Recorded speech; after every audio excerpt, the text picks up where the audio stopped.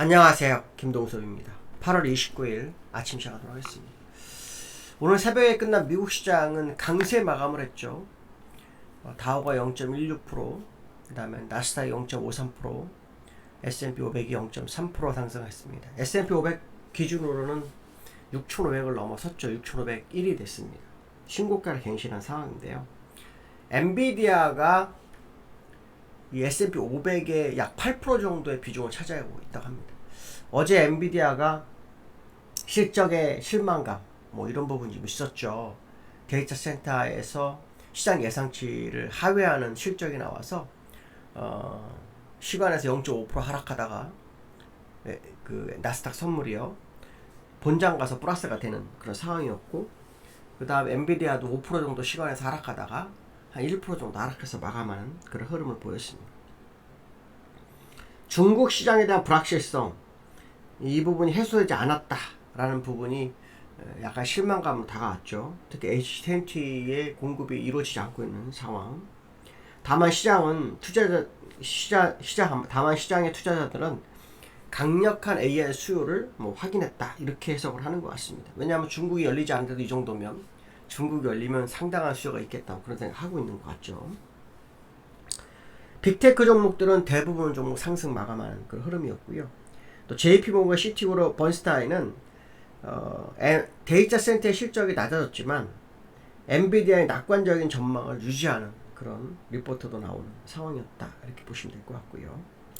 그 다음에 어제는 장 초반에 2분기 GDP 잠정치가 발표됐는데 직전 분기 대비 연 3.3%가 나와서 예상치 3.1% 더 높게 나왔죠.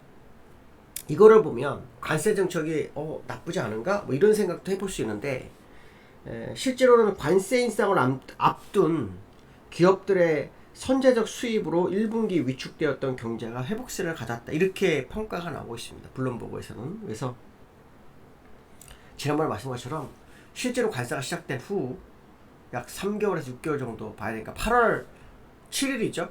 지금부터 3개월을 봐야 되는 겁니다. 3개월에서 6개월. 그러니까 빠르면 11월, 그렇죠? 늦으면 내년 2월 사이에 관세로 인한 정확한 지표가 나올 겁니다. 관세가 정말 성공적이냐, 무역적지 해소를 하면서 기업들이 성장하는 과정이냐, 아니면 무역적자를 해소했는데 경제는 침체를 가느냐, 이런 해석을 좀 봐야 되는 부분이다, 이렇게 보시면 될 것 같습니다. 그래서 관세 인상을 앞둔 어떤 기업들의 행보가 GDP 성장률을 높였다라는 부분으로 해석이 되고 있기 때문에 사실은 이제 현실적으로는 아직 정확한 답이 아닐 수 있다, 이런 해석을 해볼 수 있겠다, 이렇게 말씀드릴 수 있습니다. 미국 시장은 나스닥과 다우의 흐름이 상당히 강하죠. 다우는 며칠 전에 요나스 8월 20일 고점 치고 눌렀다가 다시 제자리로 돌아오는 모습이죠.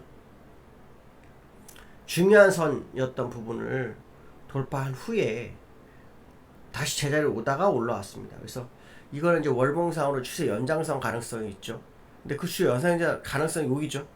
여기입니다. 그러니까 거의 다 온 거 아니냐라는 생각도 좀 들고 있고, 한편으로 이게 돌파가 되면 이 연장선까지 간 부분이 나올 수 있죠. 그래서 다우는 지금 어리버리한 자리에 있다 정도. 약간 돌파가 됐지만 후행 스팬이나 이런 걸 봤을 때는 기술적으로 한계성이 좀 있고, 이걸 돌파해야만이 더 높은 곳으로 갈 수 있는데 이 자리가 쉽지 않죠. 왜냐면 지금 과거 사례를 보면 여기서 3번 맞고 떨어져서 이격 벌렸고 2번 맞고 떨어져서 이격 벌렸고 그랬죠. 그럼 여기서 마찬가지로 맞고 여기까지 오더라도 지금 지수가 얼마냐면 약 45,430, 지금 45,775잖아요. 그 후행 스팬 위치로 이렇게 보면은 46,430이거든요. 그러니까 한 2% 안짝, 2% 안짝 정도 왔을 때의 모습이 되게 중요할 거다, 그런 해석을 좀 해볼 수 있을 것 같고요. 나스닥은 돌파가 된 상태였죠. 돌파가 된 상태여서 연장이 되는 상황이죠. 그 연장선은 여기면 정확히 22,900 정도 나옵니다. 22,900. 그러니까 지금 한 200포인트 정도 남아있는 상황이다. 한 1% 정도 남아있습니다. 1%. 그러니까 기술적으로는 다우나 나스닥이 거의 한계성에 와 있는 자리에 있지 않느냐, 이런 해석도 해볼 수 있고요. 국제유가가 조금 올랐죠. 그 우크라이나하고 그 러시아하고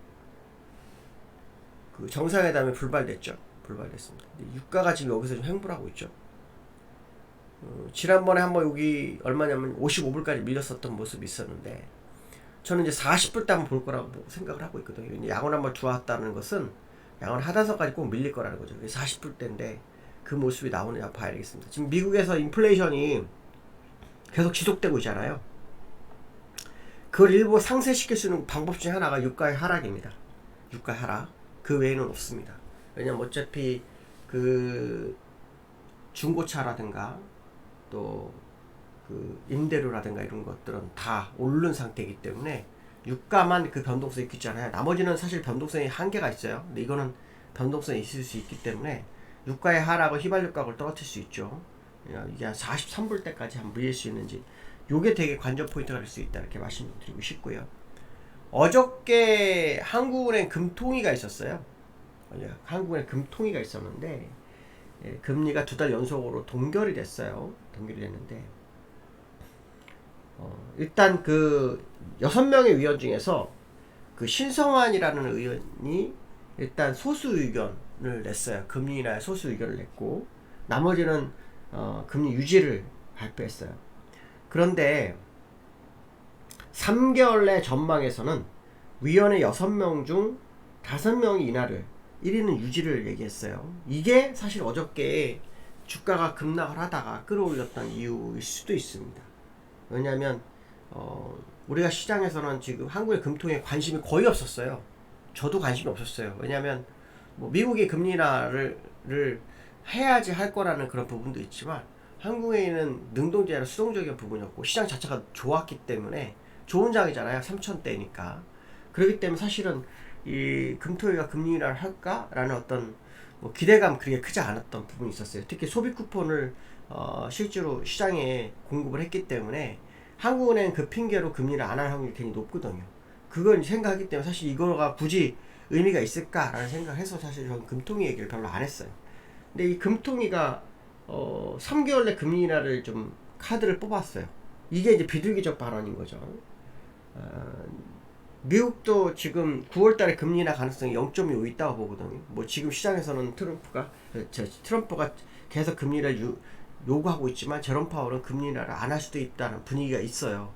물론 정책 전망을 전환하겠다라는 잭슨 미팅에서의 발언이 있었지만, 실제는 언제 할지 모른다는 JP 모건에서도 뭐 언급이 좀 나왔던 부분이 있었거든요. 저도 이제 그 부분을 먼저 얘기를 했었는데, 그러나 0.25는 가능성이 있거든요. 아마 그걸 보고 우리들도 하겠다, 아마 그런 의미가 포함된 것 같아요. 어쨌든 한국 금통위가 매파적이 아니라 비둘기적으로 갔다라는 게 의미가 있지 않을까, 뭐 그런 해석을 한번 해볼 수 있는 상황이다, 이렇게 보시면 될 것 같고요.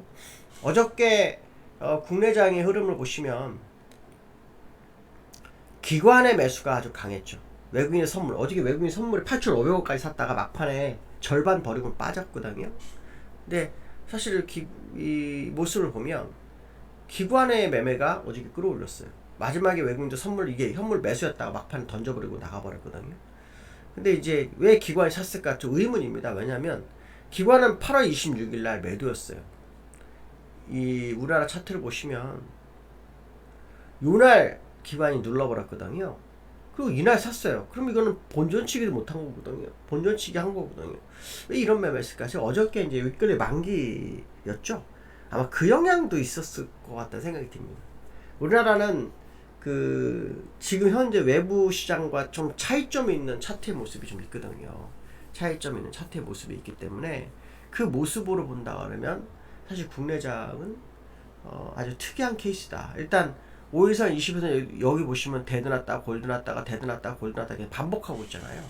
이런 부분들을 보면은 좀 시장이 약간 불확실성을 제공하고 있는 거죠. 왜냐하면 상황에 따른 어떤 뭐 시장 대응도 있지만 횡보의 모습이 아주 강하게 나타나고 있는 상황이 아닌가, 뭐 그런 해석도 한번 해볼 수 있는데요. 가장 중요한 수급은 사실 기관이 아니라 외국인이죠. 외국인이 매수를 전환하느냐, 이게 관전 포인트예요. 근데 지금 외국인들은 매수를 별로 안 하고 있어요. 지금 프로그램도 보시면 요 며칠 8월 26일 이후로 엄청 매도입니다. 그러니까 8월 26일이 요때죠. 요때 요날 기관이 매도한 날부터 지금 외국인 매도해요. 근데 사실 외국인들은 여기서부터 여기까지 매수하는 게 좀 됩니다. 그렇기 때문에 지금 이 자리에서는 물량을 좀 줄이는 이유가 좀 이해할 수 없는 부분이지만 어쨌든 외국인들의 어떤 방향성, 수급의 변화, 이게 시장에 아주 중요할 거다라는 생각을 꼭 해봐야 되겠다, 이런 말씀 해드릴 수 있을 것 같습니다. 오늘 여기까지 하겠습니다. 감사합니다.